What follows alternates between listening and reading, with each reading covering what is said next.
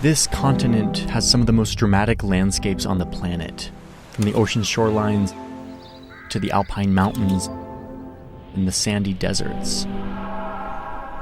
And also in this landmass from coast to coast and everywhere in between, there lived hundreds, if not thousands of different nations, tribes of people whose land this was. This was their home. But then others showed up to these shorelines in their boats. And that is when everything changed.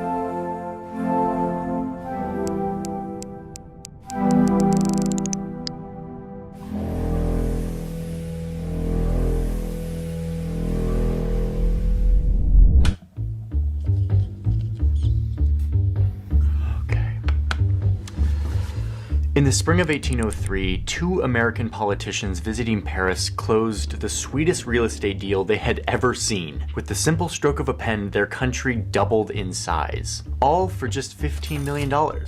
But in this deal, which was called the Louisiana Purchase, the US didn't actually buy this land from France. France didn't actually own the land. What the United States was buying was the imperial rights to this huge swath of North America.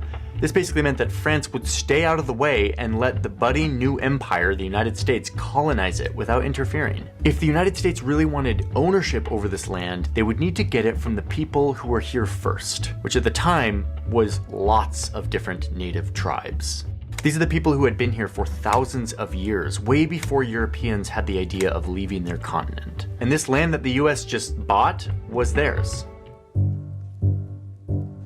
Oh, and this isn't just me, like some modern enlightened person looking back and judging the United States at this time. The US knew that this wasn't their land and that they were going to have to buy it from the people living there. And their big plan was to do things differently, not like the old imperial powers that they had just broken away from. In fact, George Washington was, quote, determined that the US government's administration of Indian affairs shall be directed entirely by the great principles of justice and humanity. Go USA, let's do this in the right way. So instead of conquest, they would negotiate and sign formal treaties with these native nations. Then they would pay them for their land, fair and square. After all, this was a country whose founding document highlights justice, tranquility, welfare, and liberty. In our series, How the US Stole, we get to see how the US grew from a group of English settlers to a global superpower. But none of those stories would exist without this one, the origin story. The first thing that the US ever stole. So Europeans are pouring into this newly formed country, the United States. And the government is making deals and signing treaties with the tribes, allowing these newcomer immigrants to settle on their land. At first, this is a fairly peaceful transactional process. The US would offer food, farming equipment, cash, the services of a blacksmith, all in exchange for ownership over this land. But unsurprisingly, a lot of these tribes had no interest in moving out of their ancestral lands in exchange for, like, farming equipment. And this is where all of George Washington's ideals of justice and humanity really start to dissolve. The US was becoming a more powerful nation. They needed more land for their booming population. So the impatient settlers and their government started playing dirty. The westward movement was like a great tidal wave. You start to see what happens when these tribes say no to the newly powerful United States. In one instance, one group of tribes up near the Great Lakes didn't want to sell their land. They told the United States that this river would be the border and to not cross it, to stay off their land. The US said no, and they took them to war, and lost twice. But on the third time, they won the battle and forced the tribes to sign a treaty giving away all of this land. Basically, all of present-day Ohio. Something very similar happened down here when the Seminole tribes refused to leave their land. The US military came in, another war, killing thousands, forcing the tribes to sign a treaty and pushing them into the swampy interior of the state, where they had no access to their farmland or the ocean. Down here in what was becoming Alabama, the Muskogee Nation refused to sign a relocation treaty, but not wanting to go to war, agreed to sell a portion of their land in return for a guarantee that they could keep the rest. And the United States agreed, and they actually did. And the Muskogee kept their ancestral lands forever. Womp womp, no, that didn't happen. 4 years later, a bunch of white settlers moved in, boxing the Muskogee out of their ancestral land. As tensions grew because of this violated agreement, the US military was called in to force the Muskogee out of their lands. No treaty was ever signed. I mean, the shenanigans ranged the whole gamut here. They would get tribal leaders drunk to trick them into signing this paper that gave them all the land. They would appoint random people to be the tribal leaders and then tell them to sign away the land for the whole tribe. In another conflict, the Sioux and Arapaho nations defeated the US military over and over until the US finally signed a peace treaty acknowledging their land. And they were safe. Until gold was discovered 8 years later, and the US broke their treaty, redrew the boundaries, built roads on their land, and before you know it, you've got a bunch of white guys with gold pans harvesting this land. Treaties and justice be damned. Eventually, other tribes caught on to what was going to happen, realizing that refusing the US government would mean violence. So they would sign the paper, take the money, and leave. Over the course of almost 100 years, the United States signed 368 treaties with tribal nations, who were driven out one way or another to make way for white settlers, who established control over this land that their government had stolen for them. And yes, you have all the paperwork, all the spreadsheets that they were making, all the treaties, a nice paper trail, but this was all a facade of justice, a thinly veiled campaign for imperial conquest. Okay, so we have all of this like fake treaty shenanigans going on to help the United States feel like they're doing justice. And it's working. They are moving loads of native people out of their ancestral lands so that white people can settle it. But there was one region that proved particularly difficult for this extermination project that was going down. Here in the Deep South, you had these 5 large nations that lived side by side with the settlers for a long time. They had all signed treaties with the United States that acknowledged their right to this land. Many of them spoke English, practiced farming, wore European clothes. Some even owned slaves. Because of this, these 5 tribes, the Cherokee, Chickasaw, Choctaw, Muskogee, and Seminole, were known as the 5 civilized tribes. And there's an alternative world where these tribes could have remained on their land, living side by side with the Europeans as they settled. But that's not what happened, mostly because of cotton. Farmers down here were getting super rich off of a very valuable cash crop called cotton that they could sell to textile mills around the world. It was an industry made even more profitable by its key input: free labor from stolen Africans. There was this one strip of land down here called the Black Belt Prairie that was particularly desirable for farming cotton. But as you can see, it was locked up in what the United States treaties had formally acknowledged as belonging to native nations. But the farmers down here were looking at this as like, this is a perfect place to expand our cotton kingdom. So, these southern slave owners did what was kind of becoming US policy towards the people living on the land that they wanted.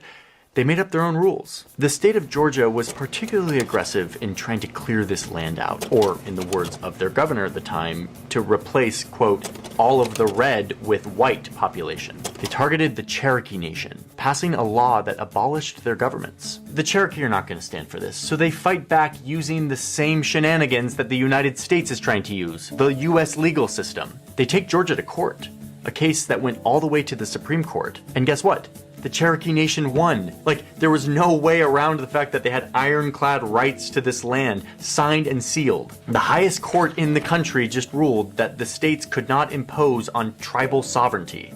But, as we all learned in government class, a ruling from the judicial branch only works if the executive branch enforces it. Oh, and who was in charge of the executive branch?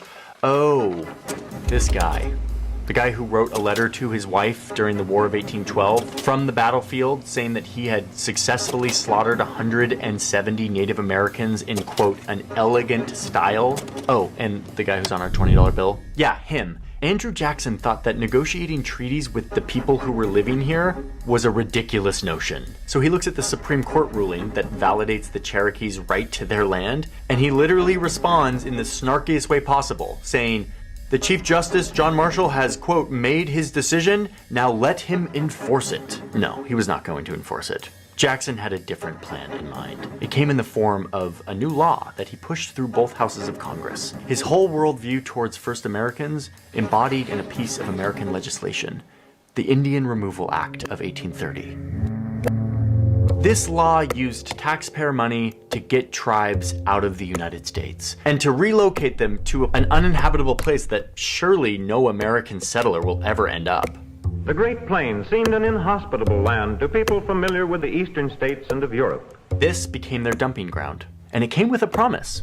Move here and we will never mess with you again. And what's crazy to me is that even after all of the shenanigans, all the facades, they continued to play this charade, saying that the nation of Indians may choose to exchange their land where they now reside. The law says that the government had to negotiate these treaties fairly, voluntarily, peacefully, and that the government would, quote, forever secure and guarantee them their new land, and that they wouldn't break any of the pre-existing agreements that they had made in previous treaties. But no, this was just more pretending, a paper trail of pretend humanity.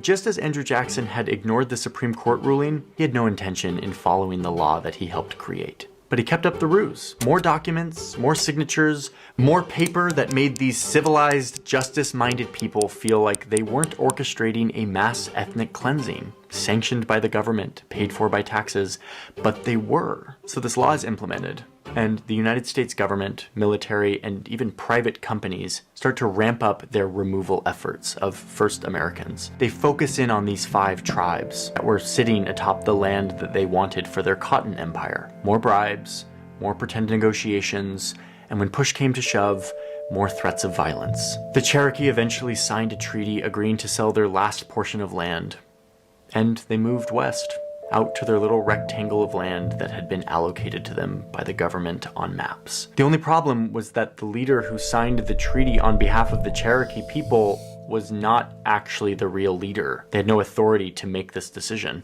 The Cherokee chief furiously protested this, but the US didn't care. They had their signature from someone. In their eyes, all was justified.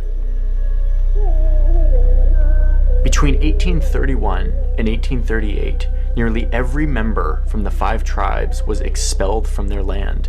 100,000 people, whose home this was, now forced to walk by foot for more than 1,000 miles through brutal weather and terrain towards a little box on the map, a place they had never been before. The Cherokee would eventually call this journey the Trail Where We Cried, or the Trail of Tears. Some tried to fight back against their oppressors, and others stood their ground until they were forcibly bound in chains by the US government and herded west at gunpoint. Their land was vacant, and cotton farmers with their slaves moved in, and the economy grew.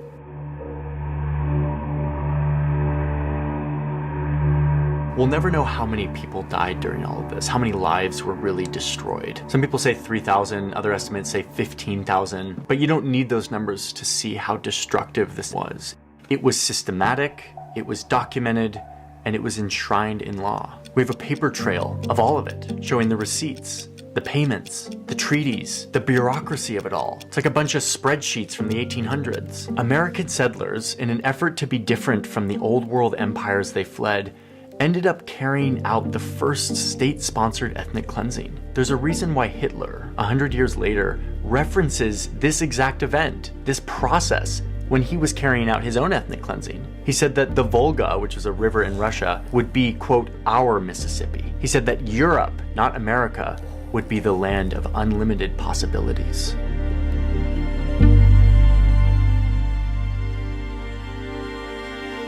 The story of what happened to many nations of the first Americans doesn't end here. In fact, this is kind of the beginning. We're gonna make a second part to this video, and in that part 2, I wanna show you what happens next once these tribes arrive to their little rectangle on the map. Indian Territory, the place where these tribes were forced out, dumped, and left to build a new life, and how they once again tried to fight back using the legal frameworks that had pushed them out, and how all of that led to the establishment of one state in our country that could have looked a lot different.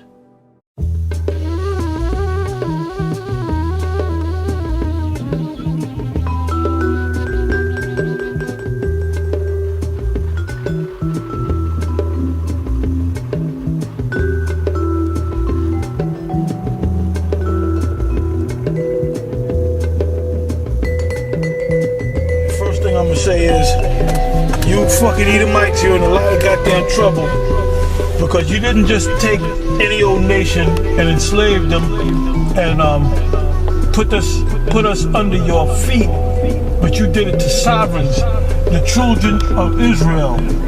The Yasha Allah, Yah meaning he, Shah meaning prince, which is royal, sovereign, Allah meaning power or God.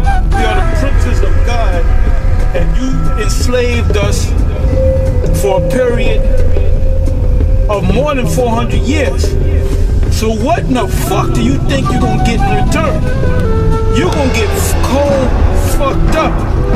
We're gonna kick your ass, we're gonna break you up, we're gonna fuck you up, we're gonna work you in the fields, we're gonna work your ass every day, and you ain't gonna get no fucking break, you ain't gonna have no shifts, man. If we decide to make your motherfucking ass work 2-3 days straight, you gonna do it, bitch! You gonna do it, you motherfuckers! You got that time is on our side, not your side, man. You can do whatever you want, but you better do it fucking quick, because your time is up, man.